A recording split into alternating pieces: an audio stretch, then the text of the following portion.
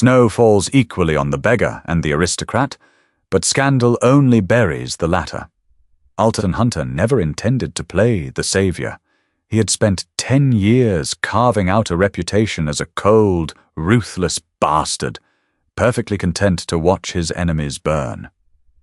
But when he finds his fiercest rival's bride shivering on a frozen street corner in a ruined wedding dress, revenge suddenly looks very different. Sometimes the most dangerous weapon you can wield against an enemy is mercy. Winter in London did not merely chill the skin, it sank its teeth into the marrow. Alton Hunter, the Duke of Westford, stood on the steps of White's, exhaling a plume of white breath into the freezing night air. It was past 2 in the morning. The gentlemen's club behind him hummed with the muted sounds of clinking crystal, low laughter, and the ruinous shuffle of playing cards. Alton had won heavily tonight, bankrupting a viscount and stripping a baron of his country estate, yet the victory felt like ash in his throat. It always did. He signalled for his carriage. The streets of St. James were desolate, slicked with a treacherous layer of black ice that mirrored the dim, sputtering halos of the gas lamps.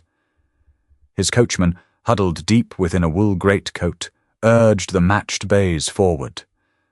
Alton pulled his beaver felt hat lower against the biting wind and descended the steps. He almost did not see her, if the wind hadn't caught the shredded hem of white silk, lifting it like a ghost against the wrought-iron fencing of an adjacent alley. Alton would have stepped into his carriage and gone home. But the movement caught his eye. He paused, his hand resting on the brass handle of the carriage door. A heap of pale fabric was pressed into the shallow alcove of the brick wall, desperately seeking shelter from the wind. Alton frowned. Drunks and beggars were common enough, but they did not wear silk. He turned away from the warmth of the waiting coach and walked toward the alley, his boots crunching loudly on the frozen cobblestones. "Here now," Alton said, his voice a low, rough baritone that usually sent his subordinates scrambling. "You'll freeze to death before the watch finds you." The heap shifted. A face turned upward, illuminated briefly by the swaying gaslight, and Alton felt the breath knock out of his lungs. It was Brittany Linfield. He knew her face well, though they had never formally been introduced. She was the only daughter of the Earl of Carmarthen, a woman whose quiet intelligence was utterly wasted on the social climbing of her impoverished father. More importantly, she was the woman who, exactly 12 hours ago, was supposed to marry Lord Henry Caversham. Henry Caversham. The name alone was a curse in Alton's mind. Caversham was the man who had driven Alton's younger brother to ruin and an early grave in a duel that reeked of foul play. The man Alton had spent the last 5 years quietly, methodically attempting to destroy. Yet here was Caversham's bride, huddled in an alley off St. James on her wedding night. She was not weeping. That was the first thing Alton registered. Her lips were cracked and bruised with a terrifying shade of blue. Snow dusted her eyelashes and clung to the elaborate, now ruined braids of her dark hair. She wore a thin, ivory wedding gown, point lace and satin, completely unsuited for the brutal December frost. She had no cloak, no gloves. She was shivering so violently that her teeth chattered in a rapid, horrifying rhythm. "Your Grace," she managed to say.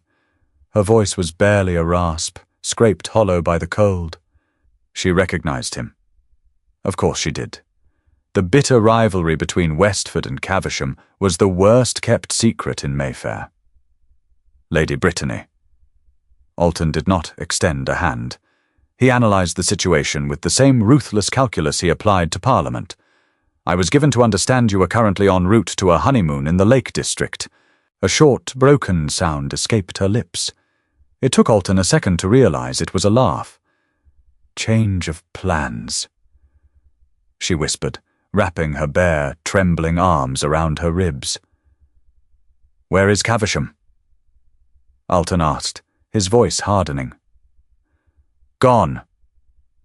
Brittany squeezed her eyes shut. The shivering was overtaking her ability to speak. He took the dowry draft, left me in the carriage, said he was fetching a hot brick. The carriage drove off, left me at the church steps. Alton's jaw tightened. Caversham hadn't just abandoned her. He had robbed her father, publicly humiliated her, and left her in a part of town where a woman in a ruined dress would be assumed a mad woman or a whore. It was an act of profound, cowardly cruelty, meant to exact revenge on her father for some perceived slight. And it was entirely in character for Henry Caversham. "How long have you been walking?" Alton demanded. "Hours. I don't know." She leaned her head back against the freezing brick. "Tried to find my way to my aunt's house on Pall Mall, got lost." She was dying. Alton could see the terrifying lethargy settling over her features, the way her eyes struggled to stay open. The cold was moving past pain into numbness. Alton did not like Brittany Linfield. He did not dislike her either. She was merely a piece on the board, a pawn belonging to his enemy. Logic dictated he should alert the watch, have them haul her to her father's doorstep, and let the ensuing scandal utterly incinerate Caversham's remaining social standing. Leaving her here to be discovered by the authorities would be the easiest way to ensure Henry's complete social death. But Alton looked at her bruised blue lips. He looked at the stubborn tilt of her chin, the absolute refusal to cry, even as she froze to death in the gutter. Cursing softly under his breath, Alton stripped off his heavy wool greatcoat. He knelt, uncaring of the slush soaking into his tailored trousers, and draped the massive coat over her shaking shoulders. It swallowed her whole. The residual heat of his body was trapped in the lining, and Brittany let out a pathetic, involuntary whimper as the warmth hit her. Without asking for permission, Alton slid one arm beneath her knees and the other behind her back. He stood, lifting her effortlessly. She weighed almost nothing. "What are you doing?" She mumbled against his chest, too weak to fight him. "Saving your life, Lady Brittany," Alton said grimly, carrying her toward his waiting carriage. "Though whether you will thank me for it tomorrow remains to be seen." The interior of the Duke's carriage was a haven of polished mahogany, dark leather, and thick velvet squabs. Beneath the seats, copper foot-warmers radiated a steady, intense heat. Alton deposited Brittany onto the forward-facing bench and sat opposite her. He reached up, rapped twice on the roof, and the carriage lurched into motion. The sudden movement sent Brittany tipping sideways, but she caught herself, gripping the leather seat with white, trembling fingers. Alton reached into a discreet wooden cabinet built into the carriage wall. He withdrew a silver flask, unscrewed the cap, and held it out to her. "Drink." Brittany stared at the flask, then up at him. Her dark eyes were feverish and bright against the terrifying pallor of her skin. She didn't have the strength to lift her arms from beneath the heavy wool of his greatcoat. Alton sighed, a short, sharp sound. He moved to sit beside her. "Open your mouth." Pride flashed in her eyes, a brief, hot spark of defiance, but survival won. She parted her cracked lips. Alton tilted the flask, allowing a small measure of amber liquid to touch her tongue. It was a viciously strong Scottish whiskey. Brittany coughed, a racking sound that shook her small frame, but a faint rush of colour began to bloom high on her cheekbones. "Better?" Alton asked, pulling the flask back. "It burns?" she rasped, her voice gaining a fraction of its normal pitch. "Good. It means you aren't a corpse." Alton screwed the cap back on and tossed the flask onto the opposite seat. He retreated to his side of the carriage, putting distance between them. The silence that stretched between them was heavy, broken only by the rhythmic clatter of hooves and the rattle of the carriage wheels over the uneven London streets. Alton studied her with unabashed intensity. She was ruined. That much was a simple, unalterable fact. A bride left at the altar was a tragedy. A bride abandoned in the streets overnight was a scandal that no aristocratic family could survive. Her father, a man notorious for his violent temper and shallow pride, would likely lock her away in a decaying country house for the rest of her life, treating her as a shameful stain on the family name. Henry had known exactly what he was doing. Brittany seemed to read his thoughts. She pulled the lapels of his massive coat tighter around her throat. "You are taking me to my father's house," she stated. It wasn't a question. It was the resigned tone of a prisoner being marched to the gallows. "I am taking you to my townhouse in Grosvenor Square," Alton corrected smoothly. Brittany's head snapped up. The sudden movement made her wince. "You cannot. The scandal is already written, Lady Brittany," Alton interrupted, his voice brutally practical. "By tomorrow morning, Caversham will have ensured that every gossip-monger in Mayfair knows he abandoned you. He will spin a tale. He will claim he'd discovered some horrible truth about your virtue, or that your father tried to cheat him on the settlements. He will paint himself the victim of a conniving family, and you will be the collateral damage." Brittany stared at him, her chest rising and falling rapidly. She knew he was right. She had always known what Henry was. She had begged her father not to agree to the match, but the Earl's debts were deep, and Henry's pockets were deep enough to cover them. "Why are you doing this?" Brittany asked, her voice cracking. She searched Alton's face. She saw the harsh angles of his jaw, the cold, unyielding grey of his eyes. There was no softness in him, no pity. "You hate Henry. I was his bride. You should be laughing." "I am not given to laughter, Lady Brittany, and I despise Henry Caversham more than you could possibly fathom." Alton leaned forward, resting his forearms on his knees. The faint light from the passing street lamps cast long, severe shadows across his face. "If I return you to your father tonight, you will be destroyed. Your father will believe Henry's lies. He will cast you out or bury you in the country. Henry wins. And if I go with you?" "If you go with me, you are compromised beyond repair," Alton admitted frankly. "Found in the carriage of a bachelor duke at 3 in the morning. A rival duke, no less. But here is the difference." Alton paused, letting the silence command her attention. "If you are ruined by me, I will take responsibility for it. I will offer you the protection of my name, and in doing so, we will humiliate Henry Caversham in a way he will never recover from." Brittany stopped shivering. The cold was retreating, replaced by a deep, terrifying shock. She stared at Alton Hunter, trying to find the lie in his austere expression. "You would marry me?" she whispered. "To spite a rival?" "I would marry you," Alton said, his tone as casual as if they were discussing the weather, "because it is the strategically sound thing to do. Caversham stole your dowry. He tried to destroy you, to mock me. Yes, to mock me. He knew I was tracking his debts. He knew I was closing in on his assets. This theatrical abandonment was his way of flipping the board before I could checkmate him. I refuse to let him have the satisfaction." Brittany let out a breath that was half laugh, half sob. "You are as mad as he is." "I am entirely sane," Alton replied softly. "And you are a survivor. You did not weep in that alley. You did not scream. You conserved your strength. I respect that. I need a duchess who understands the reality of the world we live in. You need a protector who possesses more money and more power than your father and your former fiancé combined." He leaned back, gesturing to the carriage windows. "We will arrive in 10 minutes. You have until then to decide.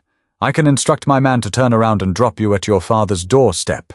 You will face his wrath alone, or you come inside with me, and tomorrow we make Henry Caversham wish he had never been born. Brittany looked down at the ruined silk of her dress, peeking out from beneath Alton's coat. The dress was a symbol of her father's greed and Henry's cruelty. She had been bought and sold, and then discarded like refuse. She looked back up at Alton. The Duke of Westford was a terrifying man. He was known to be heartless, calculating, and unforgiving. But as he looked at her now, there was no deception in his gaze. He offered a transaction, a cold, hard bargain. It was exactly what she needed. "Tell your coachman to drive on, Your Grace," Brittany said, her voice steadying. "I find I have a sudden taste for revenge." Alton's lips twitched. It was not quite a smile, but it changed the entire landscape of his face. "Excellent." The Westford residence in Grosvenor Square was a monument to Alton's personality, imposing, immaculate, and utterly devoid of warmth. When the heavy front doors swung open to receive them, the cavernous entrance hall echoed with a sterile, hollow silence. Alton guided Brittany over the threshold. Her legs were still unsteady, the returning circulation bringing a painful pins and needles sensation to her feet, making her stumble. Alton's grip on her elbow was iron firm, holding her upright. The night porter, a burly man named Higgins, stood at attention. His eyes widened marginally at the sight of the Duke returning with a barefoot woman wrapped in his greatcoat. But 10 years of serving Alton Hunter had trained his face into a mask of stoic neutrality. "Rouse Mrs. Gable," Alton ordered briskly, not breaking stride as he led Brittany toward the main staircase. "Tell her to prepare the blue room, fire roaring, hot bricks, and bring up a pot of strong tea and whatever cold meat is in the larder." "At once, Your Grace," Higgins murmured, vanishing into the shadows of the servants' corridor. Alton led Brittany into a small, intimately proportioned study on the ground floor. It was heavily panelled in dark oak and smelled sharply of ink, leather bindings, and old wood smoke. A fire had been banked in the hearth to keep the room from freezing completely. Alton dragged a heavy leather armchair directly in front of the grate and unceremoniously deposited Brittany into it. He grabbed a brass poker and viciously stabbed at the dying embers, throwing 2 large logs onto the coals. Sparks showered against the brick. "Stay there," Alton commanded, turning his back on her to cross the room to a heavy mahogany sideboard. He poured 2 glasses of brandy, returning to press one into her hands. Brittany gripped the glass. Her fingers were functioning again, though they ached terribly. She looked around the room, taking in the severe order of the space. There were no feminine touches, no soft cushions or decorative porcelain. It was the room of a man who worked and who lived entirely within his own mind.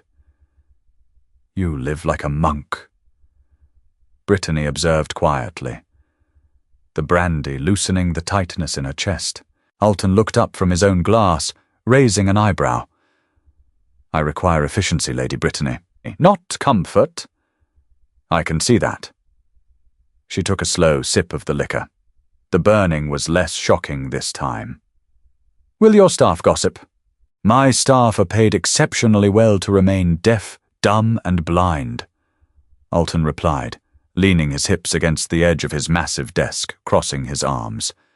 "But it matters little if they do. By noon tomorrow, I will have secured a special license from the Archbishop. We will be married before the ink dries on the morning papers." Brittany stared at the dancing flames. The reality of what she had agreed to was settling over her like a heavy, suffocating blanket. She was going to marry the Duke of Westford, a man she barely knew, a man who frightened most of Parliament. "You do not have to do this, you know," Brittany said, her voice barely louder than the crackle of the fire. "You saved my life. You have already won a moral victory over him. You could simply send me away to the continent, fund an escape. I would not burden you." Alton frowned, the lines around his mouth deepening. He pushed off the desk and walked toward her, stopping just at the edge of the hearthrug. "Do you think this is about charity?" he asked, his voice low and dangerous. Brittany looked up, meeting his slate-grey eyes. "I think this is about Henry. I am merely the weapon you have picked up to strike him." "You are correct," Alton agreed, unflinching. "I do not traffic in charity. But you underestimate your own value, Brittany." It was the first time he had used her given name without the title. The sound of it on his lips was strangely grounding. "Henry Caversham believes women are disposable," Alton continued, his gaze locked on hers. "He believed my sister was disposable when he ruined her reputation 5 years ago to cover his own gambling debts. He believed you were disposable tonight. By taking you as my wife, I am proving to the entirety of the British Empire that what he discarded was, in fact, the most valuable piece on the board. I am elevating you to a rank he can never touch. As the Duchess of Westford, you will have precedence over him. You will outrank him, outwealth him, and outlast him. Every time he enters a ballroom, he will have to bow to the woman he left to die in the snow." Brittany's breath hitched. She saw it then, the raw, bleeding wound beneath Alton's icy exterior. His sister. That was the root of the hatred. Henry had destroyed someone Alton loved, and Alton had spent years turning himself into a monster to exact retribution. "And what of us?" Brittany asked softly. "What happens when the revenge is complete, Your Grace? When Henry is utterly destroyed, and we are left staring at one another across a breakfast table for the next 40 years. Alton stepped closer, looking down at her huddled in his oversized coat. "Then we shall have a very quiet, very comfortable breakfast." A knock at the door broke the heavy tension in the room. "Enter," Alton called out, taking a step back. Mrs. Gable, a tall, austere woman in a woolen dressing gown and a hastily pinned cap, entered the room bearing a heavy silver tray. Her eyes darted briefly to Brittany, taking in the ruined wedding dress visible beneath the coat, before snapping back to her employer. "The blue room is prepared, Your Grace," Mrs. Gable said smoothly, setting the tray on a side table. "I have drawn a hot bath and found some suitable night clothes." "Thank you, Mrs. Gable," Alton said. "Lady Brittany will be remaining with us, permanently. You will address her as you would your future Duchess." Mrs. Gable did not blink. "Very good, Your Grace. Shall I send for a modiste in the morning?" "First thing," Alton confirmed. "Lady Brittany requires a completely new wardrobe. Spare no expense."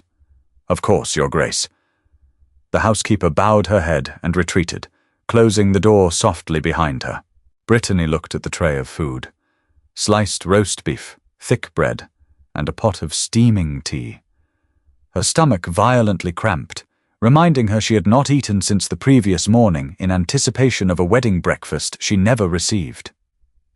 "Eat," Alton instructed gently, gesturing to the tray. "Then bathe. Sleep. Tomorrow we go to war." Brittany stood up. Her legs were steadier now. She let Alton's heavy coat slip from her shoulders, pooling onto the armchair. She stood before him in the ruined, filthy wreckage of her wedding gown. The point lace was torn, the satin stained with soot and dirty snow. She looked like a casualty of a battle she hadn't known she was fighting. She walked over to the tray, poured a cup of tea, and picked up a slice of bread. She took a bite, chewed methodically and swallowed. She turned back to Alton, her chin held high, the fear completely gone from her eyes, replaced by a cold, glittering resolve that perfectly matched his own. "First thing tomorrow, Your Grace." Brittany said, "I want you to show me the ledgers holding Henry's debts." Alton Hunter, the ruthless, cold-hearted Duke of Westford, stared at his ruined, beautiful bride, and for the first time in 10 years he genuinely smiled. "As you wish, my dear." Morning broke over London not with warmth, but with a flat, grey light that stripped the romance from the city streets. Brittany woke in a bed large enough to swallow a family. The linens were heavy Egyptian cotton, smelling faintly of lavender and lye. For a long, disorienting minute, she stared at the intricately carved plaster of the ceiling, trying to stitch the fractured memories of the previous night together. The cold, the alley, the whiskey, the bargain. She threw back the covers. Her bare feet hit the thick Turkish rug, and a sharp jolt of pain shot up her calves. The bruises on her toes were an ugly, mottled purple, a brutal reminder that she had not dreamed the ordeal. She walked toward the washstand, catching her reflection in the gilded mirror above it. Her eyes were shadowed, her cheekbones sharp enough to cut glass. She did not look like a blushing bride. She looked like a woman who had survived a shipwreck. A sharp rap at the door preempted Mrs. Gable's entrance. The housekeeper was followed by an army of maids carrying hat boxes, swaths of fabric, and a tray of steaming coffee. Behind them, a thin, nervous-looking woman in a severe grey dress clutched a tape measure like a rosary. "Madame Delacroix," Mrs. Gable announced, her tone clipping the French name into something aggressively English. "The Duke requested she bring everything in her shop that might fit you. The Archbishop is expected at noon." Brittany nodded, pouring herself a cup of black coffee. She ignored the sugar. "Let us begin, madame.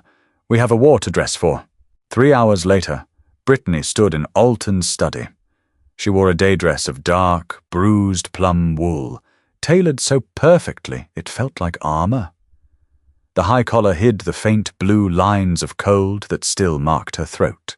Alton stood by the window, a glass of water in his hand. He wore a stark black coat and a charcoal waistcoat, looking less like a groom and more like an executioner. The Archbishop of Canterbury, a fleshy man who looked deeply inconvenienced by the entire affair, stood behind the desk, clutching a prayer book.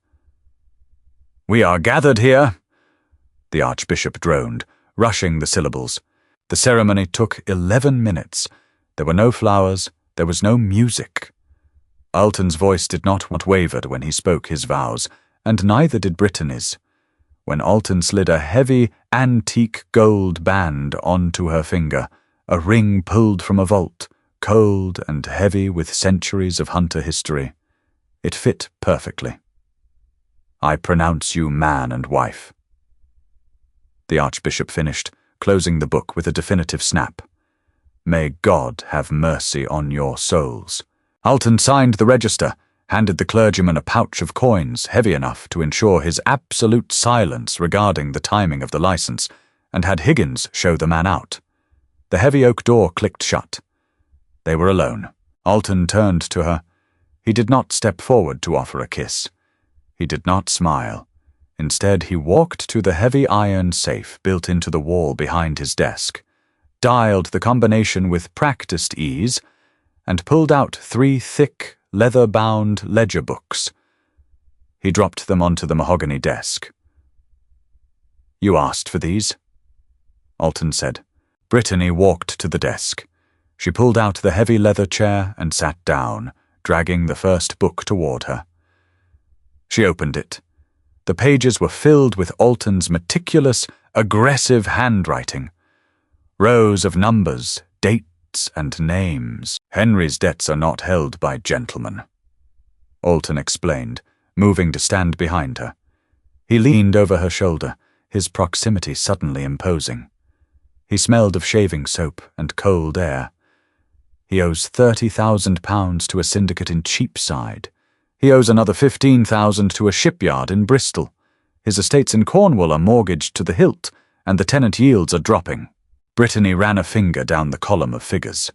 Her father had always forbidden her from looking at the estate books, claiming mathematics ruined a woman's complexion.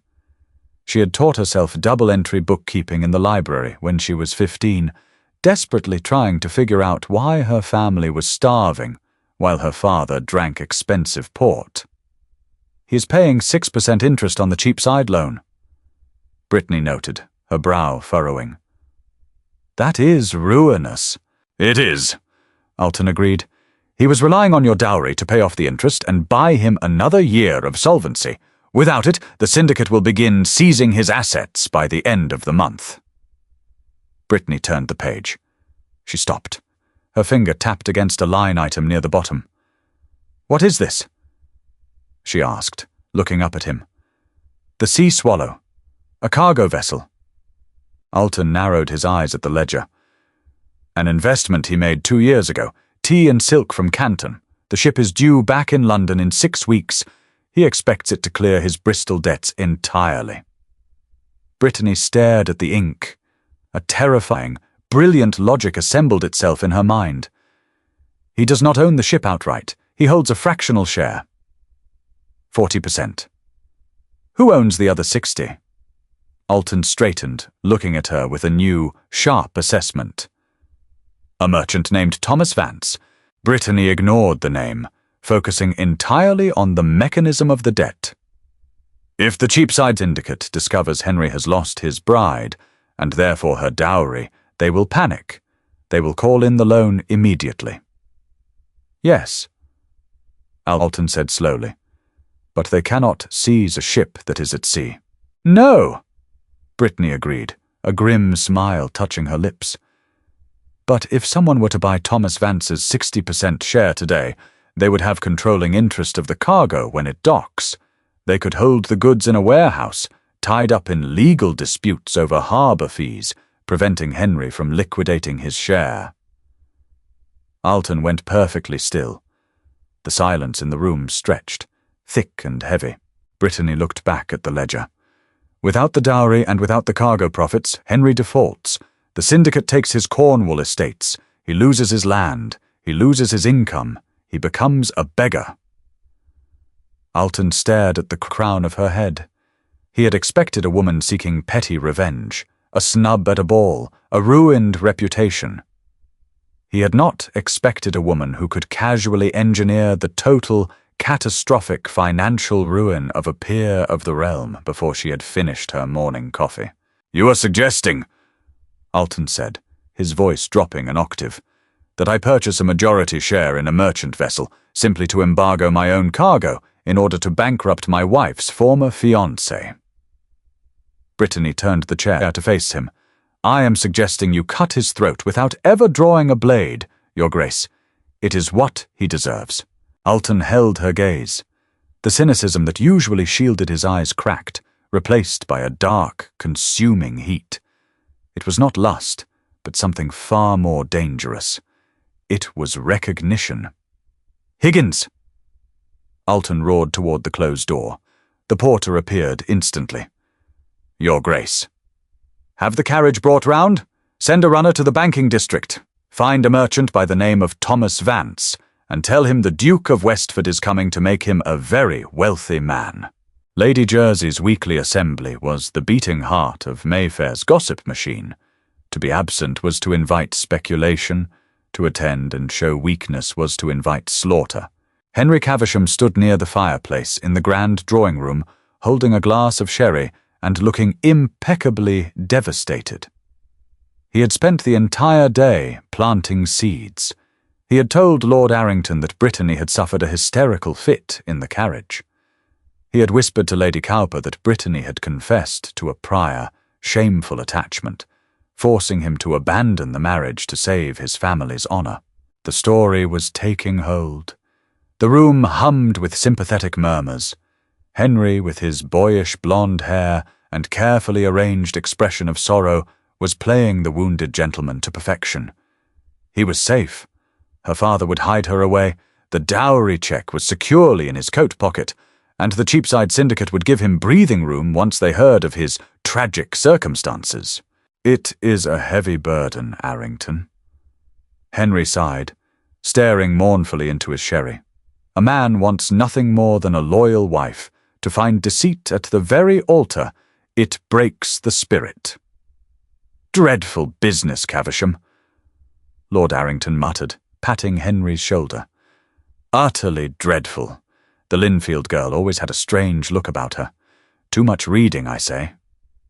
The heavy mahogany double doors at the top of the sweeping staircase opened. The major domo stepped forward, striking his heavy staff against the marble floor. The sharp crack silenced the string quartet playing in the gallery. Conversation died. 300 heads turned toward the entrance. "Their graces!" the major domo bellowed, his voice echoing off the vaulted ceilings. "The Duke and Duchess of Westford." Nobody breathed. Henry Caversham froze. The sherry glass slipped from his fingers, shattering against the marble hearth. The crystal shards scattered, but no one looked at them. Every eye in the room was fixed on the top of the stairs. Alton Hunter stepped into the light. He wore evening clothes of pitch black, completely devoid of the colourful embroidery fashionable among the ton. He looked like a storm front moving across the horizon. And on his arm was Brittany. She did not look broken. She did not look mad. She wore a gown of midnight blue velvet that exposed the pale, flawless slope of her shoulders. Around her neck rested the Westford diamonds, a collar of stones so large and brilliantly cut they seemed to generate their own light. Her hair was swept up in an intricate crown of braids, and her expression was a mask of supreme, bored indifference. They descended the stairs in perfect, terrifying unison. The crowd parted for them like water, scrambling to clear a path. Whispers ignited in their wake, vicious and fast. The Duke, married, today, to Caversham's bride. Good God, he took Caversham's bride. Henry's mind violently rejected what his eyes were seeing. He took a step forward, his face flushing a mottled, ugly red. "What is the meaning of this?" Henry demanded, his voice cracking slightly, betraying his panic. He blocked their path in the center of the ballroom. "Hunter, what game are you playing? She is my fiancée!" Alton stopped. He did not let go of Brittany's arm. He looked at Henry with the detached curiosity of a man examining a crushed insect on his boot. "You seem confused, Caversham," Alton said. His voice was low, but it carried perfectly in the dead silence of the room. "A fiancée is a woman you intend to marry. The woman on my arm is my wife, and you are standing in her way." "This is a trick!" Henry spat, looking wildly at the crowd, desperate to retain his narrative. "She is ruined! I left her in the street because she is a whore. She confessed to—" Alton moved so fast that half the room flinched. He dropped Brittany's arm, closed the distance between himself and Henry, and gripped the lapels of Henry's coat. He did not punch him. He simply hoisted Henry upward, lifting the slightly smaller man onto his toes, dragging him close. "Say another word," Alton whispered, the violence in his tone so absolute it made Henry's eyes bulge. "Breathe another syllable against my wife, and I will not bother ruining you financially. I will drag you into the street, beat you until your mother cannot recognize your corpse, and dare the crown to hang a duke for killing a rat." Alton shoved him backward. Henry stumbled, his boot catching on the edge of a rug, and fell hard onto his hands and knees in front of the entire assembly. Alton adjusted his cuffs, his face entirely unbothered. He turned back to Brittany and offered his arm. Brittany stepped forward, slipping her hand into the crook of his elbow. She looked down at Henry, who was staring up at her with a mixture of terror and absolute hatred. "Lord Caversham," Brittany said, her voice clear and carrying a crystalline authority she hadn't possessed 24 hours ago. "I believe you have something belonging to my father in your coat pocket. A dowry draft." Henry swallowed hard, still on his knees. "You will return it to my father's bankers tomorrow morning," Brittany commanded. "If you do not, my husband will have you arrested for theft. You see, I did not authorize you to hold it. We are not married." She did not wait for his answer. She looked up at Alton. "I find the air in here quite stale, Your Grace. Shall we go?" "Certainly, my dear," Alton replied. They turned their backs on Henry Caversham and walked out of the ballroom, leaving the shattered remnants of their enemy's reputation bleeding out on the marble floor. The carriage ride back to Grosvenor Square was swallowed by silence. The frantic energy of the ballroom, The adrenaline of the confrontation had burned itself out, leaving behind a heavy, suffocating exhaustion. Brittany leaned her head against the velvet squabs. The heavy diamond collar around her neck felt like a shackle, cold and unyielding. The victory had been flawless.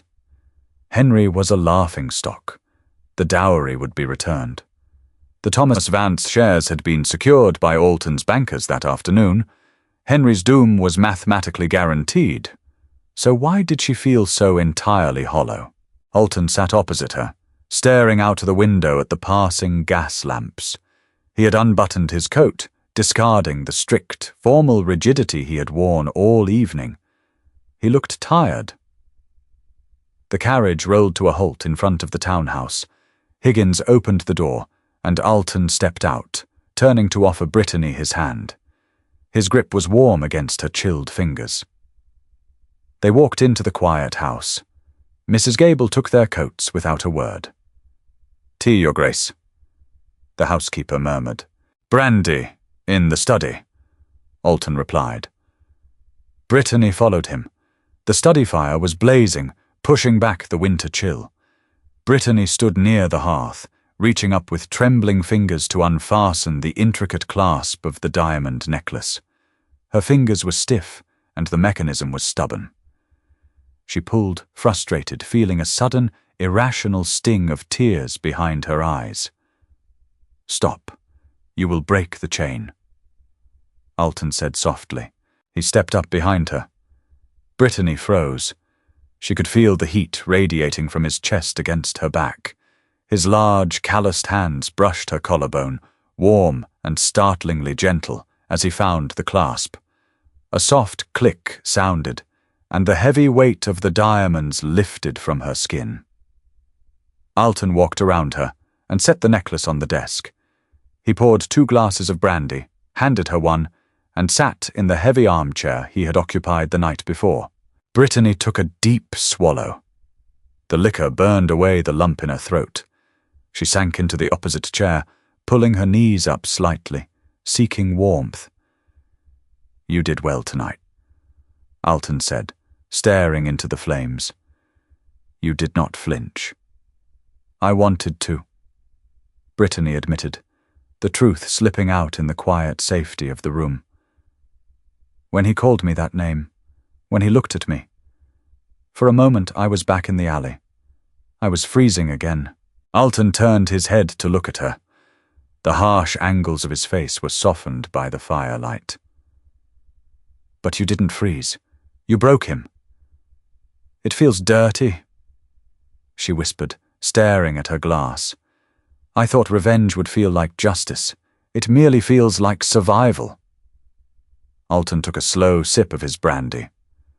"Justice is a myth invented by magistrates to keep the poor from burning down Parliament. Survival is the only truth there is." Brittany looked at him.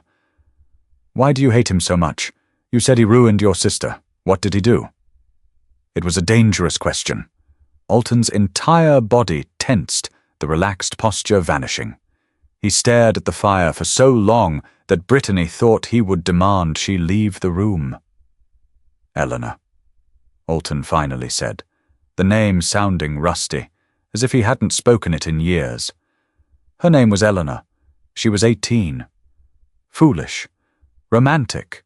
She believed the poetry Henry wrote for her. He swirled the amber liquid in his glass, his jaw tight.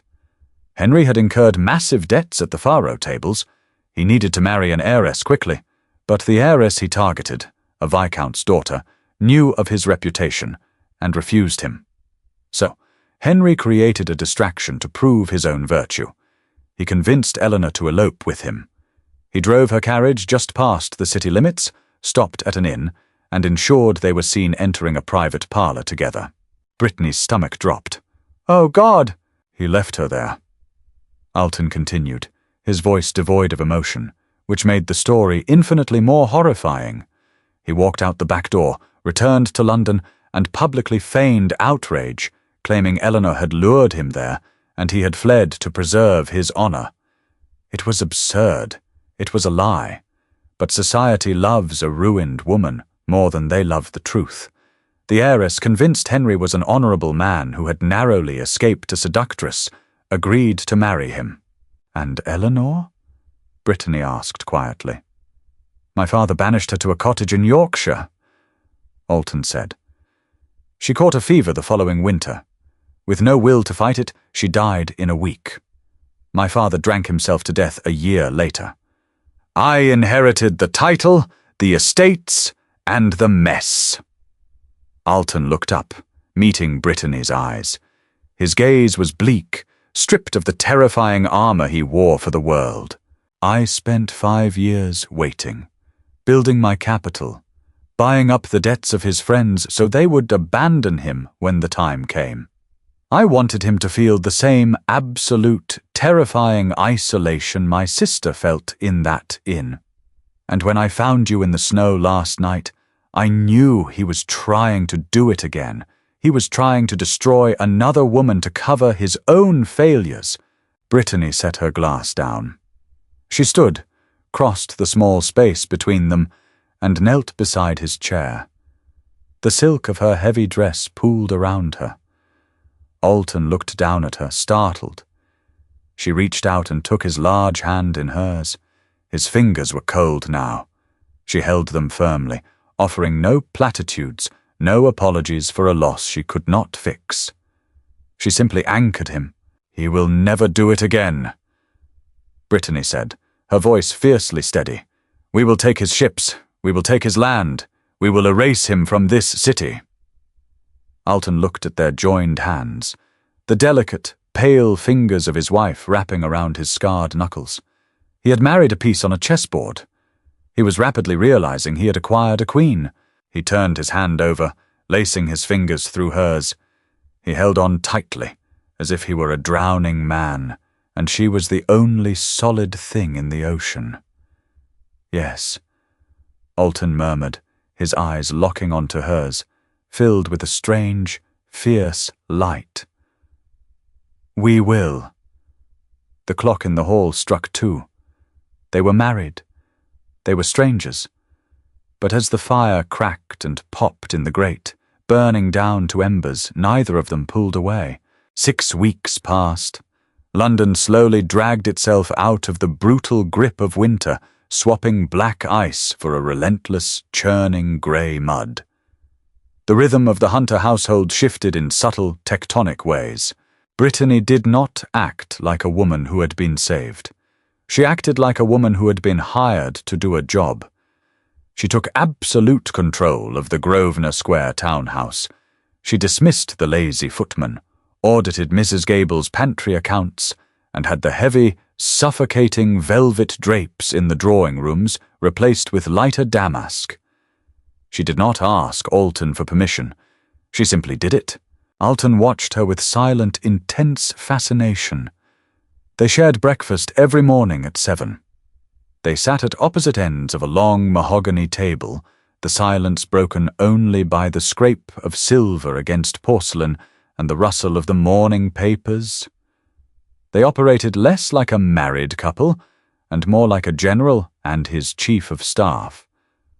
Tuesday morning brought the breaking point. Rain lashed against the tall windows of the dining room. Alton lowered his copy of the Times, his eyes fixing on the doorway a second before Higgins stepped through. The porter carried a silver salver. On it rested a single, water-stained letter sealed with cheap red wax. "From the harbour master at East India Docks, Your Grace," Higgins rumbled. Alton took the letter, breaking the seal with his thumb. He read the messy scrawl in a matter of seconds. He did not smile, but a terrifying, absolute stillness settled over him. It was the posture of a predator that had finally seen the trap snap shut. "The Sea Swallow dropped anchor at midnight," Alton said, tossing the letter onto the table. Brittany carefully set her teacup down into its saucer. The quiet clink sounded loud in the cavernous room. "Mr. Hayes has been instructed?"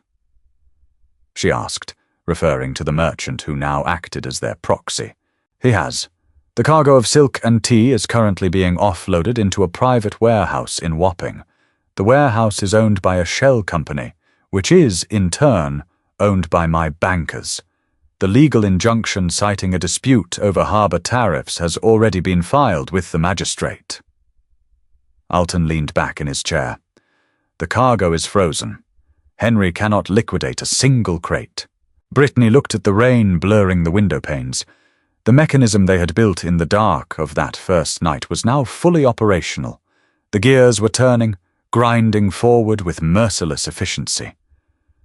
The Cheapside Syndicate, Brittany murmured, her mind already racing ahead to the next logical step. Their grace period for the Cornwall mortgage expires on Friday. When they learn the cargo is tied up in litigation that could take years to resolve in Chancery Court, they will panic. Alton confirmed. They will call the debt. Henry does not have £30,000. He does not have £3,000. Then he is done. He is done. Alton stood up, tossing his linen napkin onto his plate. I am going to the city. I need to ensure the syndicate receives the news regarding the cargo from a sympathetic source before noon. Brittany stood as well. I will manage the social front.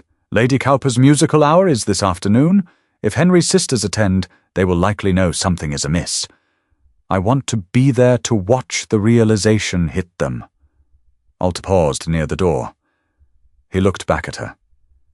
She wore a day dress of forest green wool, her spine perfectly straight, her dark eyes sharp and clear. There was no trace of the shivering, broken girl in the alley. She had forged herself into a weapon. Do not underestimate his desperation, Brittany. Alton warned, his voice low. I survived his cruelty, Your Grace. Brittany replied evenly. I can certainly survive his desperation. Alton gave a short, sharp nod. He turned and walked out into the rain. By Thursday, the whispers in Mayfair were deafening. The social death of a peer is rarely a sudden execution. It is usually a slow poisoning. But Henry Caversham's demise was spectacularly fast. The Cheapside Syndicate, ruthless men who cared nothing for titles or lineage, had moved with brutal speed. Bailiffs were seen at Henry's London lodgings. Carriages were repossessed. The grocers and tailors, catching wind of the impending collapse, arrived at his door demanding immediate settlement of their accounts. Brittany attended 3 different engagements that week. She said very little. She merely sat in the drawing rooms, dripping in Hunter diamonds, sipping tea, and letting her presence serve as a silent, damning reminder of Henry's failure. Society, ever eager to align with the victor, flocked to her. Women who would have shunned her a month ago now begged for her opinion on French lace. She hated every second of it. But she played her putt flawlessly. Friday evening brought the storm. Alton had been detained at Parliament, debating a tariff bill. Brittany was alone in the townhouse, seated in the library, working her way through a stack of estate correspondence. A fire crackled in the grate, holding back the damp chill of the London spring. A sudden, violent commotion erupted in the front hall. Brittany's head snapped up. She heard Higgins's heavy voice, followed by the sound of something large shattering against the marble floor. A man shouted, a frantic, high-pitched sound of pure panic. She stood up, setting her pen down. She did not run. She walked deliberately toward the library doors, pulling them open just as Higgins was attempting to drag a soaked, thrashing figure back toward the street.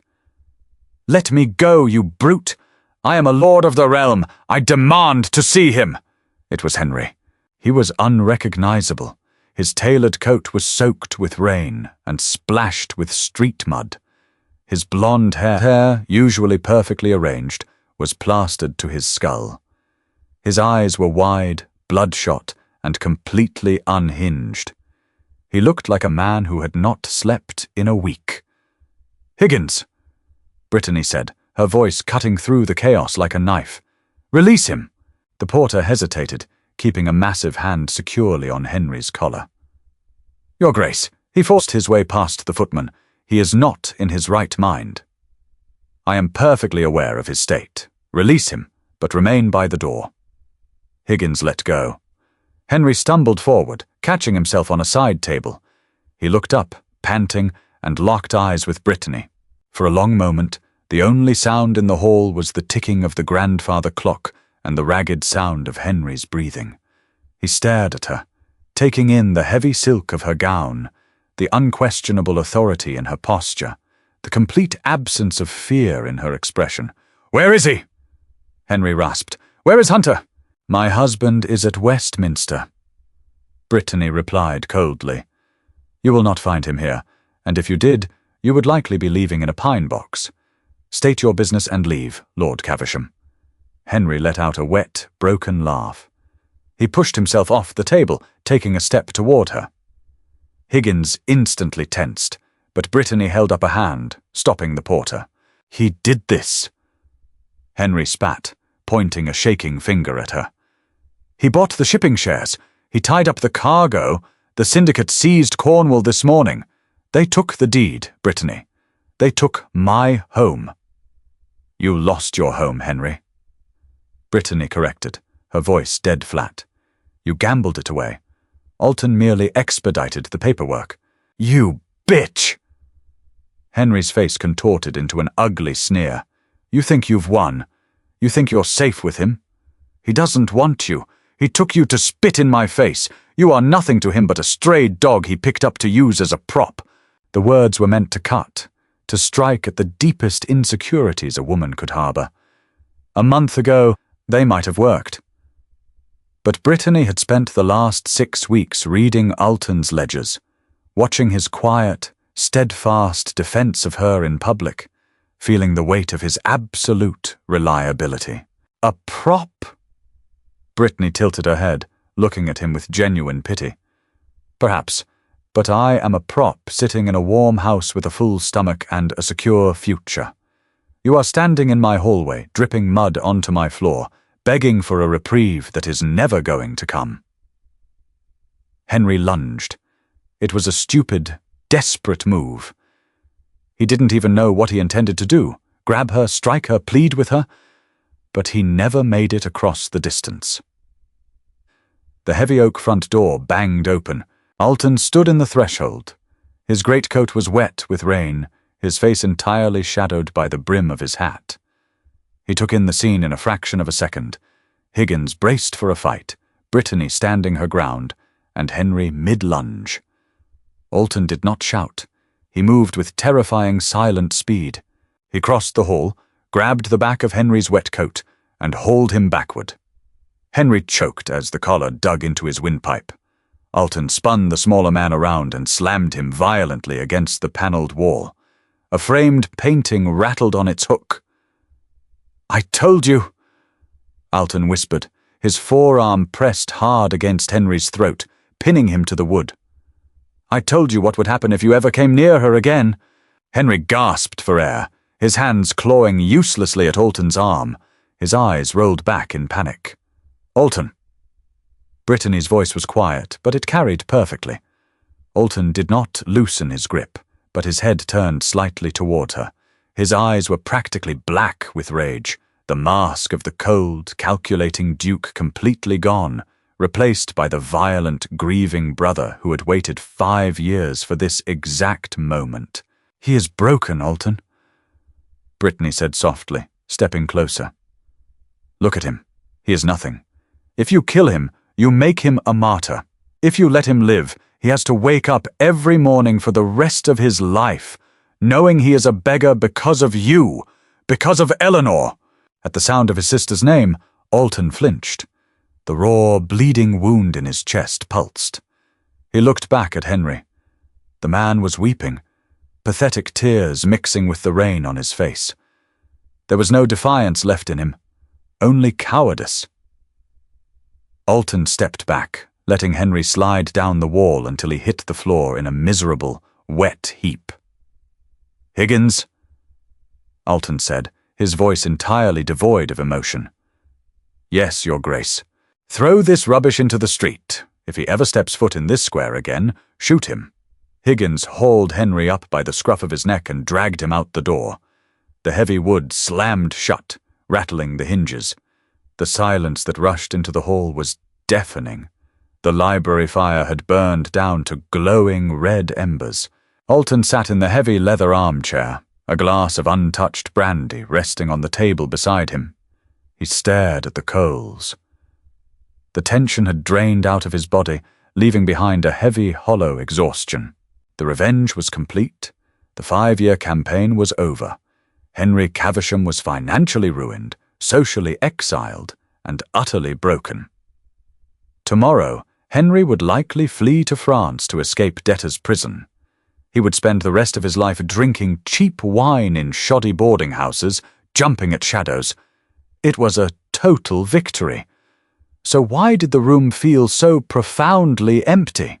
The soft rustle of silk announced Brittany's presence. Alton didn't turn his head as she walked into the room and took the seat opposite him. She didn't speak. She simply sat there, a quiet, solid presence in the dim light. "You were right," Alton said finally, his voice rough. "Killing him would have been too easy. He will suffer more by living." Brittany agreed. They lapsed back into silence. This was the precipice. This was the moment Brittany had dreaded since the carriage ride 6 weeks ago. The contract was fulfilled. The war was won. The shared enemy that had bound them together was gone. "I suppose," Alton started, staring at the rim of his glass, "you will want to go to the country. The estate in Derbyshire is quite beautiful in the spring. You can take Mrs. Gable. Set up your own household. You will have a generous allowance. You need not be burdened by me any longer." Brittany looked at him. She looked at the harsh, handsome lines of his face, the rigid set of his shoulders. He was offering her freedom. He was assuming that because the transaction was over, she would want to leave. "Is that what you want, Your Grace?" Brittany asked quietly. "Do you want me in Derbyshire?" Alton finally looked at her. The slate grey of his eyes was entirely unguarded. "I am not an easy man to live with, Brittany. I am cold. I am cynical. I spent a decade turning my heart into a stone so I could crush a man who deserved it. I do not know how to be anything else. I did not ask for an easy man." Brittany replied, keeping her gaze locked on his. "I asked if you want me to leave." Alton swallowed hard. His jaw tightened. He looked away, back to the fire. "No," he whispered. The word dragged out of him against his will. "No, I do not want you to leave, but I have nothing left to offer you but myself, and I fear that is a very poor bargain." Brittany stood up. She crossed the small distance between them, just as she had on their wedding night. But this time, she didn't kneel. She stopped in front of his chair, reaching down to take the brandy glass from the table. She set it on the mantelpiece, out of the way. "You offered me survival when I was freezing to death," Brittany said, her voice steady and clear. "You gave me the power to destroy the man who humiliated me. You gave me a home. You gave me respect. You are a terrible cynic, Alton Hunter, but you are not a monster." She reached out and placed her hands on either side of his face. His skin was rough, hot against her cool palms. He froze, his breath hitching in his chest. "The war is over, Alton," she whispered, leaning down. "We do not need to be cold anymore." Alton closed his eyes. A shudder racked his large frame, a physical release of 10 years of bitter, suffocating ice. He brought his hands up, wrapping them over her wrists, holding her against him as if he were afraid she would evaporate. When he opened his eyes, the emptiness was gone. He stood up, pulling her with him. The movement was fluid, decisive. He didn't ask for permission. He didn't hesitate. He wrapped his arms around her waist, pulling her flush against his chest, and brought his mouth down on hers. It was not a gentle kiss. It was deep, desperate, and fiercely grounding. It was a kiss built on a foundation of mutual survival, forged in the ashes of their enemies. Brittany met him entirely, her hands sliding up into his hair, anchoring him to her, answering his desperation with her own fierce resolve. They had started as a bargain, a transaction struck in a freezing carriage to punish a coward. But as Alton pulled her closer, the heat of his body finally chasing away the last lingering ghost of the cold, Brittany knew they had become something entirely different. They had become a fortress, and heaven help anyone who ever tried to breach their walls again. If you found yourself gripped by the Duke of Westford's ruthless revenge and Brittany's incredible resilience, do not leave this story just yet. Hit that like button to show your support for grounded, deeply emotional romance. Share this video with friends who love a historical drama where the characters fight back and take no prisoners. And most importantly, subscribe to the channel right now. We have plenty more tales of scandalous secrets, bitter rivalries, and unexpected love coming your way. Drop a comment below. What would you have done if you were left in the cold?